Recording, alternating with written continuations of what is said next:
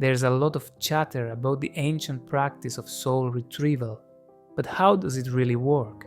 What are its stages? Can anyone do it, or just an experienced shaman? Today, we're revealing everything about this healing process that shamans have practiced for thousands of years. Let's dive in. First stage, dissociation. As the name suggests, soul retrieval is about recovering a piece of our soul. But what exactly is that piece and why do we lose it? When we go through an intense or painful experience that we can't integrate, a dissociation happens in our spiritual mind. Dissociation means we stop feeling the experience. We disconnect from the part of our consciousness that is feeling it. Basically, we disconnect from our own consciousness. The part of our conscious field starts wandering, disconnected from us, and tied to that traumatic or painful experience. This part of consciousness is what soul retrieval calls a piece of the soul. And what does losing pieces of our soul mean? It doesn't sound good. We lose consciousness, vitality, joy, inspiration. The less soul we have, the more mechanical and robotic our life becomes, more frustrating and dull. But let's move on. What happens to that piece of soul? Where does it go? Second stage, the fall into the underworld. The piece of soul is connected to a past experience, and all past experiences flow in the river of time to the underworld, the world of the past, the unconscious, the dense and rigid. In the world of the past, all our life experiences are stored. All of them. The experiences we couldn't integrate take a piece of our consciousness down there to the underworld. This means two things.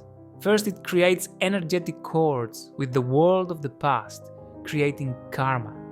This makes your present strongly influenced by past experiences. Instead of living in the present, you're still dealing with past remnants. These energetic cords drain our energy, make us feel heavy, guilty, and angry about past things. And secondly, if we want to recover our piece of soul and break the energetic cord with the past, we need to journey into the underworld through a shamanic or healing inner journey. In theory, everyone has the potential to journey to the underworld and retrieve their soul pieces, but in practice, not everyone develops the skills. So shamans have provided this service for millennia. The first step to descend to the underworld is the struggle. You need to be awake, active, vital, present, because going to the lower world is like swimming in very dense water. You'll need to overcome resistance to reach the depth where the soul piece is stuck. The greater the trauma, the deeper it goes. For this journey, you must be very alert so that evil spirits you encounter don't infect you with fear or doubt, as that will sap your strength, preventing you from reaching the soul peace. And I always make this journey with the help of my spirit guides and totem animals. They give me strength and guide me in the darkness to find the soul peace. The shaman uses drums, uniforms, amulets, all to help enter a deep trance and gain more power in the lower world. When you reach the depth where the soul piece is stuck, you can stop descending. You've reached the place where the magic happens. Third stage, approaching the past experience. The soul piece is trapped in the core of an energetic sphere. That energetic sphere is the sensitive and emotional charge you couldn't integrate, meaning the emotions, images, taste, sensations of the traumatic experience. The key here is to open yourself to feeling without judging, without identifying. If you judge and reject the experience, you will bounce back and never reach the core. And if you identify with the emotions or memories, you'll start crying or feeling a lot of emotions, and you'll stay on the emotional level.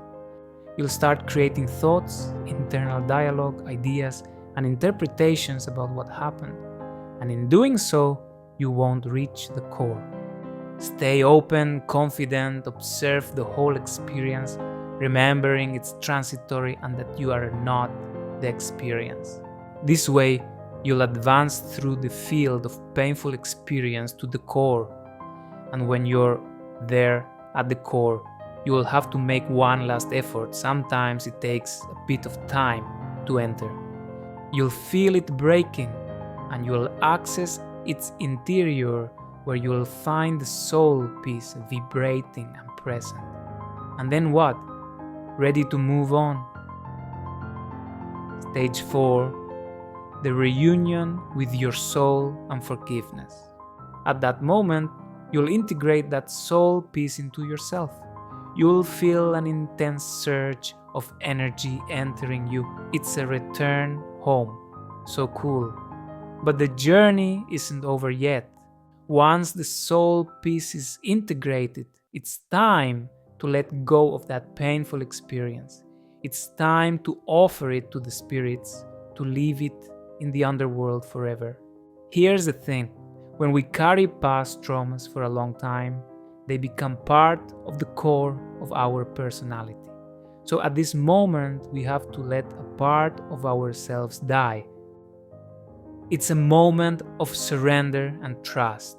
It's a very painful moment where we have to recognize that what we thought was super painful, super important, and super real. In reality, it was nothing. It never was and never will be. That recognition is what we call forgiveness, which destroys the energetic cord and lets go of the experience forever. And in that moment, we are free and ready to return to the material world. But it's not over just yet. Stage 5.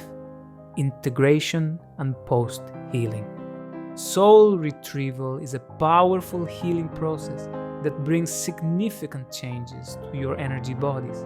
Now, those changes will propagate vertically through all your subtle bodies until they reach the physical one. This means there will be an adaptation period where you might feel more tired than usual, catch a slight cold so your body can expel toxins, feel emotionally unstable or down, lose motivation or drive for a while, feel a lack of stability and security, experience changes in appetite, even a lack of it.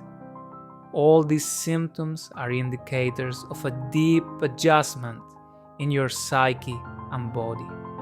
So be patient and let the process complete. Don't expect everything to end in the soul retrieval session. And there you have it, my dear friends, the process of soul retrieval as you've never heard it before. I have practiced hundreds of these recovery sessions, both on myself and the people I heal, and the results are simply incredible.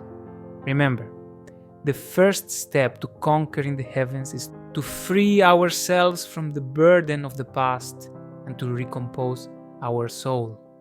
Then, renewed, joyful, full of vitality and determination, our path to the stars will be simply inevitable.